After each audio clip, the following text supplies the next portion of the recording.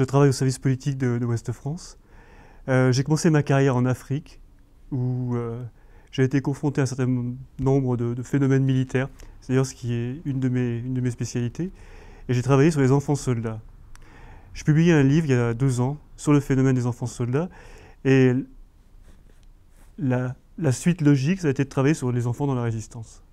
Je crois qu'il y a autant de scénarios possibles que de témoins. Certains sont entrés en résistance parce que leurs parents étaient résistants. Leurs parents appartenaient à des réseaux, donc utilisaient leurs enfants, sans que les enfants soient parfois tout à fait conscients de ce qu'ils faisaient.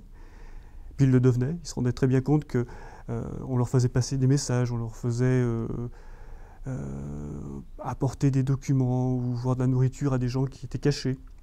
Et puis c'est des enfants qui ont compris l'importance de leur rôle. D'autres, c'était par choix, par patriotisme, par haine de l'occupant. Et puis il y en a certains, c'était je crois aussi par jeu. Aucun d'entre eux n'est venu me dire qu'il avait été obligé de se battre dans la résistance. Aucun d'eux m'a dit on m'a enlevé à mes parents pour que je rejoigne un groupe de francs-tireurs ou de partisans. En revanche, quand on parle avec des enfants soldats, on se rend compte que 60-70% d'entre eux sont enlevés, sont arrachés à leur famille et rejoignent des groupes armés sous la pression. Un enfant à vélo attirant peu l'attention, mon rôle à moi est de faire la liaison entre les groupes éparpillés dans les fermes et la maison des enfants de Moissac. Je deviens donc un agent de liaison à 10 ans. C'est un travail de chien, mais c'est essentiel. Je ne dois surtout pas me faire remarquer alors que je sillonne le terrain.